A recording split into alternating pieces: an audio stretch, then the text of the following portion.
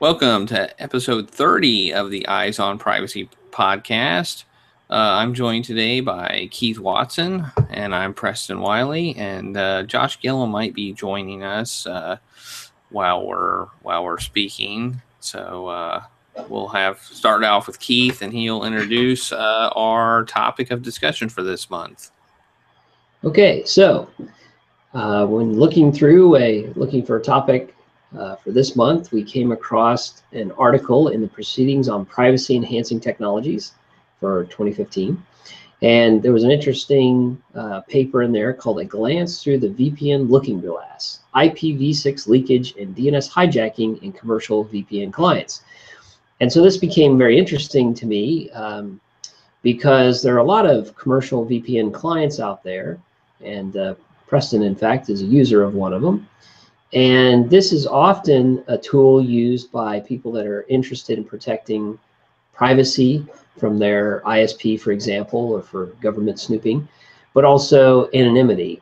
And this paper really looks into some of the challenges in the commercial VPN services space and how they're not quite protecting you as well as we'd hoped.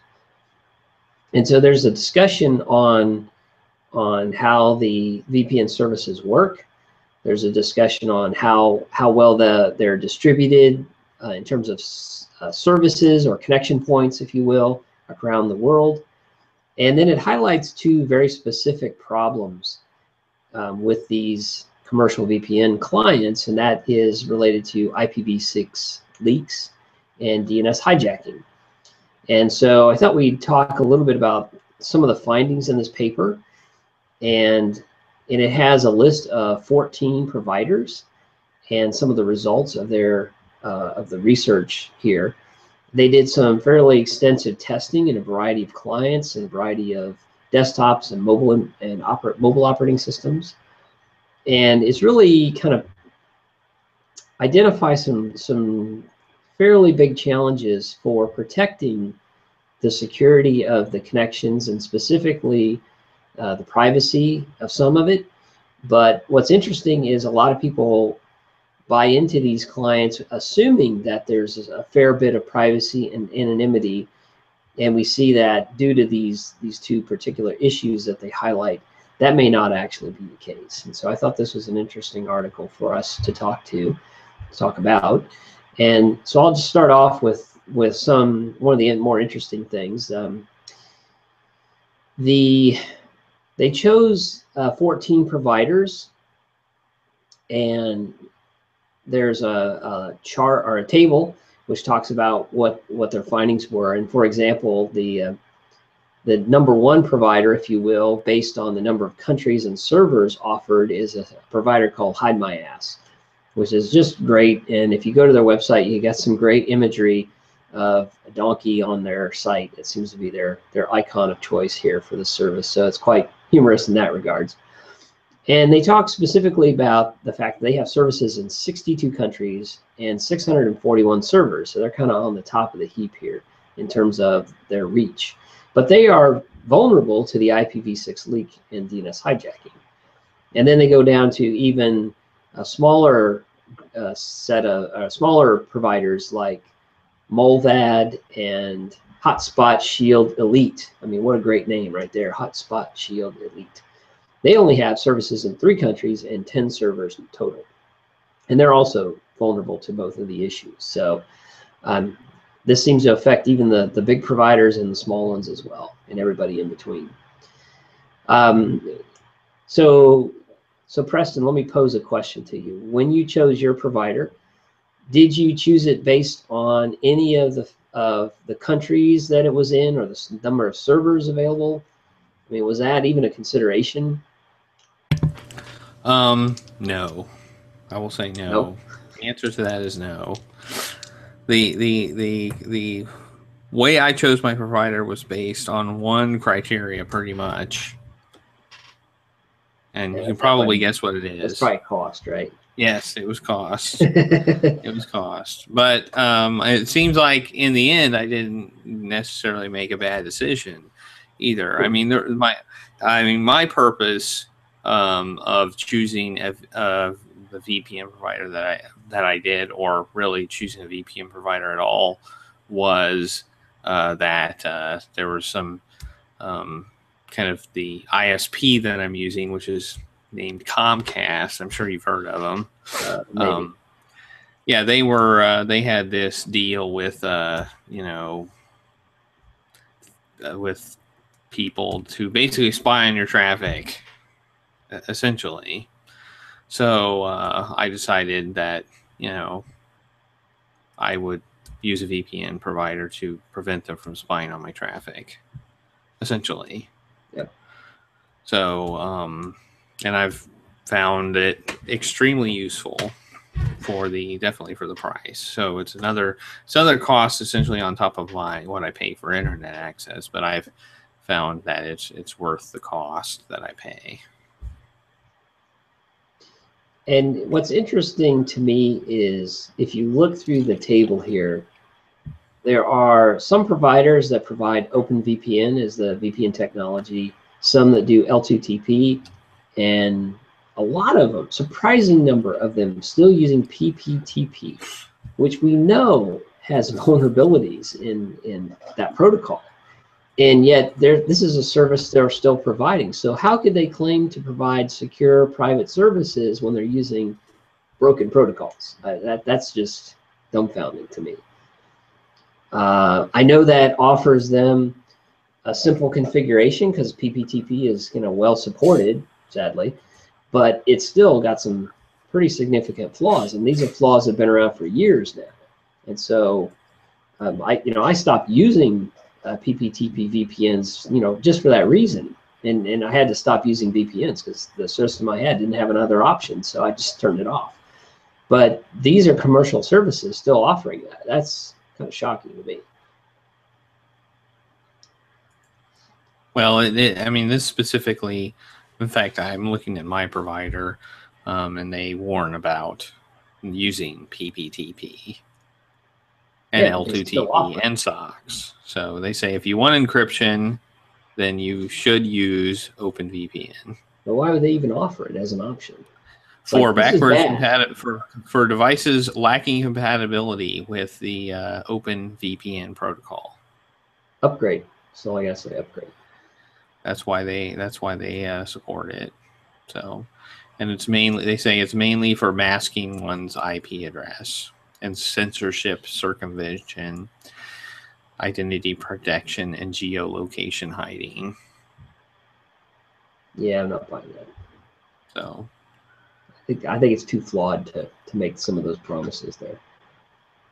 Well, if you have nothing else, then it's something you could argue. Well, maybe. So, all right. Well, we're gonna beat that one to death. Let's let's move on a little bit. So some of the stuff they talk about is the adversarial model, and that is if somebody were trying to attack the service, how would they be positioned in the network in order to compromise your anonymity or your privacy? And so they talk a little bit about the kind of the model of adversaries in the passive observer state, basically being able to monitor points in the network to detect traffic moving through, kind of like a traffic analysis, if you will. You don't necessarily see what the content of the traffic is, but you can see where the traffic is flowing from one point to another.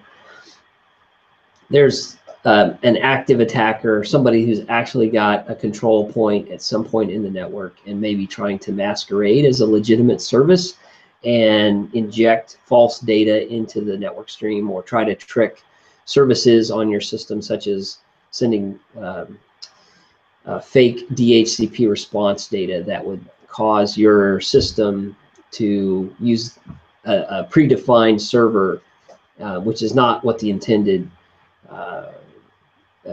the commercial VPN wants you to use, for example. And so there's some discussion on how those adversarial models could be used to get into some of the problems related to the two issues that they highlight, minus the PPTP issue, which seems blindingly obvious. So the first one we talk about, that's talked about in the paper, is this IPv6 VPN traffic leakage. Now, this is interesting because most of the VPN services provide IPv4 tunneling. And so on a dual stack system, which pretty much any modern OS in the last 10 years is, it provides IPv4 services and IPv6 services. And when the tunnel system is tunneling traffic to the VPN provider, it's doing it over IPv4 generally. And so IPv6, the routing table for that is just using the standard native interface. So it's untunneled. And so where this becomes a problem is when host names are looked up using your DNS lookup service. They're going out and getting both the IPv4 address, an A record, and an IPv6 address if it's there, and a quad A record. And so it does both requests basically, and it favors the IPv6 server if there is one. And the reason for that is we want to move to IPv6 eventually. So the RFCs define a preference of always use IPv6 when it's available. And so some of the commercial providers for VPN services, they don't modify the IPv6 routing table, and therefore any IPv6 traffic is going to go out the IPv6 interface, which is untunneled. And so that's where the leakage occurs. And so that's interesting. And some of the providers are aware of this, and they either disable the IPv6 routing, they either black hole it, or they attempt to tunnel that IPv6 traffic through the IPv4 tunnel. There's a way to do IPv6 over IPv4 through tunneling. There's about 3 or 4 methods possible there. And so that's one way around it. But it seems like some of the providers are IPv4 only, and they don't do anything for the IPv6 configuration. And by not doing anything, that's when this leakage occurs. And I can't remember, Preston, did yours provide a way around that? The IPv6 leakage? Yeah. Yes, it had a setting that would disable IPv6 traffic while you're on the VPN. Good. So there are only about 4 providers in this report that actually prevent IPv6 leakage. It's not enabled by default, from what I can tell. But yeah, that's very interesting as well. Why it wouldn't be. And it says it will not work on Windows XP. Well, yeah, not much works on. So. But if you're using Windows XP, then does Windows XP even have an IPv6 stack? If you manually enabled it, yeah, apparently it does. So you cannot block it if you manually enable it on Windows XP. Okay, well, all right. So, so what's the criticality of this? So some of this is related to when you're doing DNS lookups. A lot more popular websites are now IPv6 enabled. Facebook, Google being good examples of that. And so anytime you go to those sites, the DNS lookup is going to be leaked, and so that might indicate what sites you're going to. So your browsing history can be detected there. There's also a lot of ad sites, brokers, trackers, those sorts of analytic tools that websites use. Also, those are going to get looked up as well, and that information might also leak as well. So where you're going, not only to the main sites, but also some of the associated sites with that, also going to be a problem there. So there's some discussion on mobile traffic, which isn't too critical, and then peer-to-peer leakage. But I think that's probably a peer-to-peer, BitTorrent traffic seems to be one particular use case for a lot of these VPN services, because if your ISP is blocking a lot of BitTorrent traffic and you still want to do that, your options are, go to a commercial VPN service. And so there's some issues related to exposing some of that P2P traffic, that leaking as well. And so there's some discussion on where that comes into play as well. And the other big attack that is discussed in the paper is really about hijacking DNS. And the way this is done is if you take the example of having a free Wi-Fi access point, some point on the network where you're connecting wirelessly, that access point could feed your system different DNS configuration data, and by doing so, then hijack the configuration. And that leads to different sorts of problems. And they talk about the two types of tunnels where this is really affecting it, and that's the open VPN tunnels and then PPTP or L2TP. And the difference is in open VPN tunnels, you have split level tunneling, right? So any traffic on your local network is passed to the local network and not over the tunnel, and anything outside of that network is passed over the tunnel. So that's the split. When you're dealing with PPTP and L2TP, it's just a single tunnel. So all the traffic is going to go through the tunnel. And that's useful for some configurations, like if you're connecting to a corporate network, you want all that traffic to go that way. So there are two different attack modes here based on the type of tunneling used.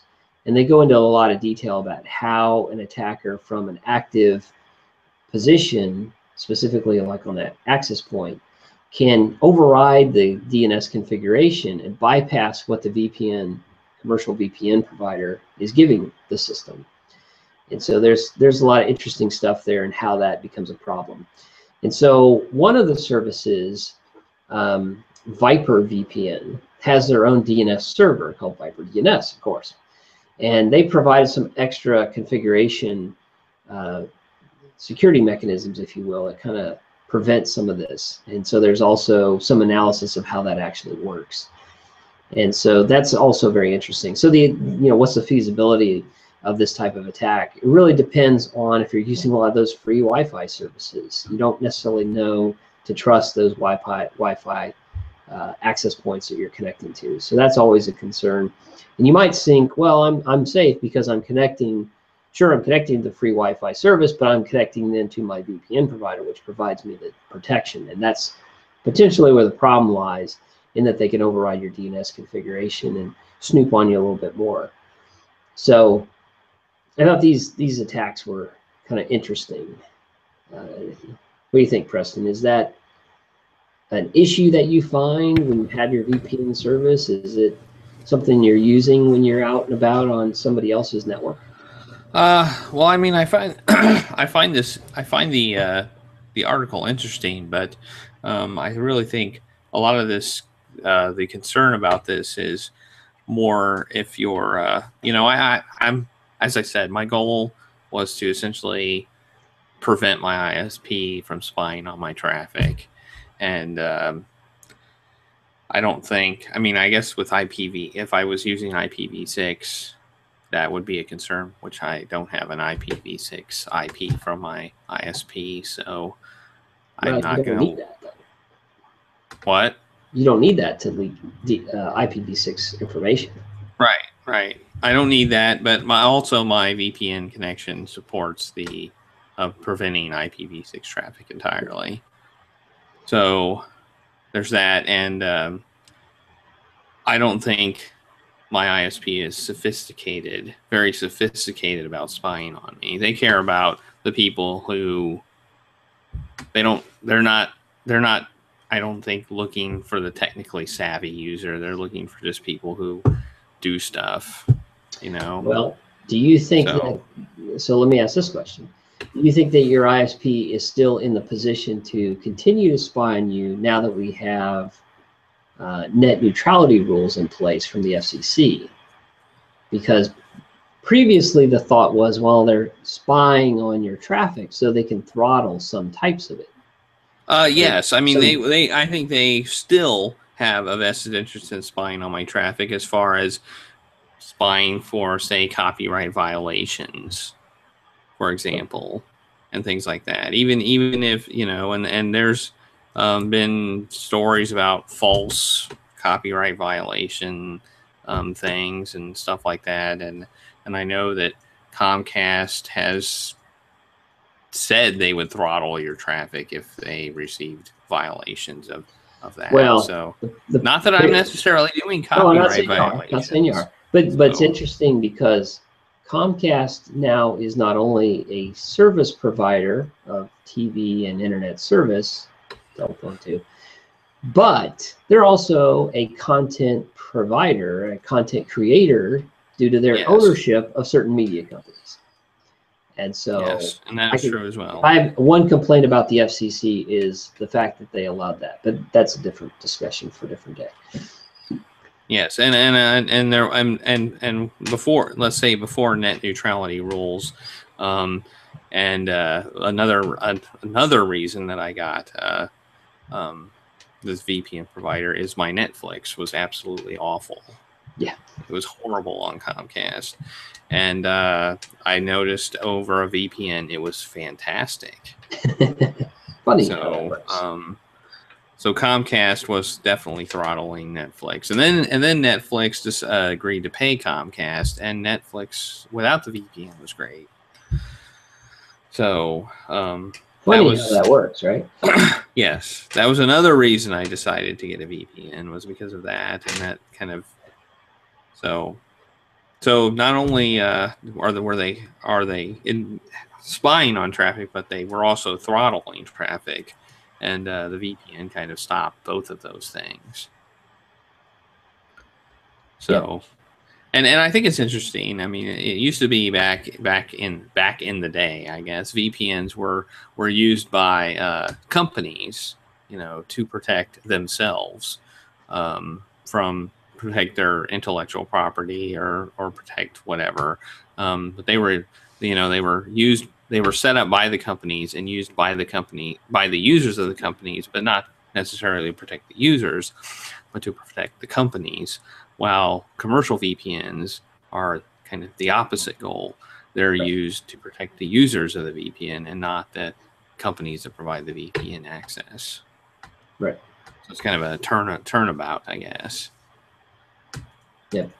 And so when you have companies, when you have companies protecting themselves, they're going to do their best to make sure that the security of the VPN is, at the top, because they're protecting themselves. Well, a VPN provider is caring about you paying the money, and obviously, if the news is, oh, this VPN provider is not secure and your data is going to be leaked, then that doesn't bode well for them. But they're not necessarily going to go out of their way to be, the best they can be, I guess.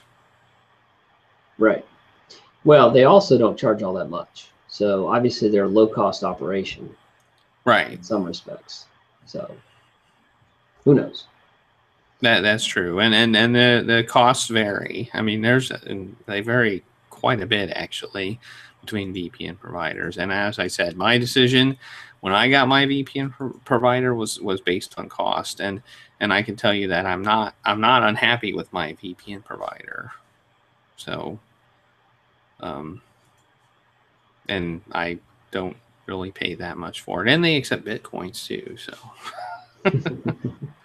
right. Well, that goes back to that thought on people who are looking at commercial VPN services from the anonymity aspect.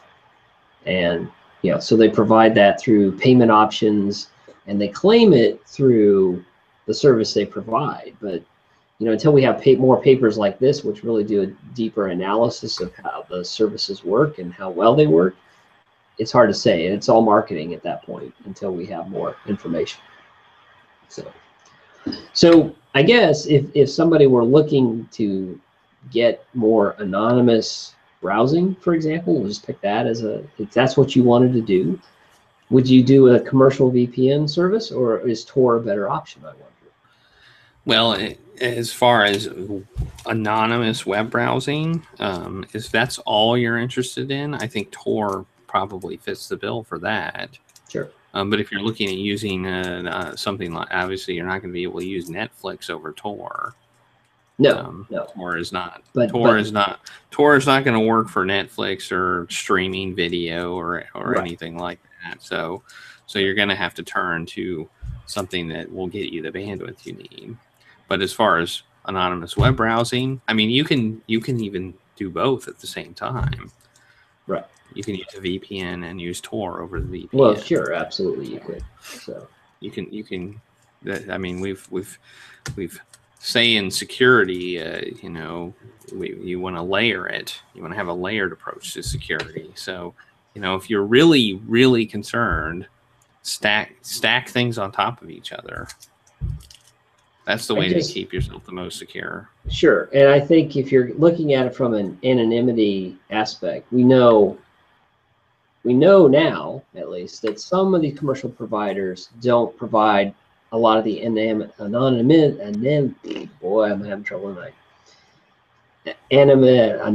activities that they claim, right? So we can see the leakage of information through IPv6 and the DNS stuff. So so it's not well analyzed. I mean, minus this paper here, these services aren't well studied.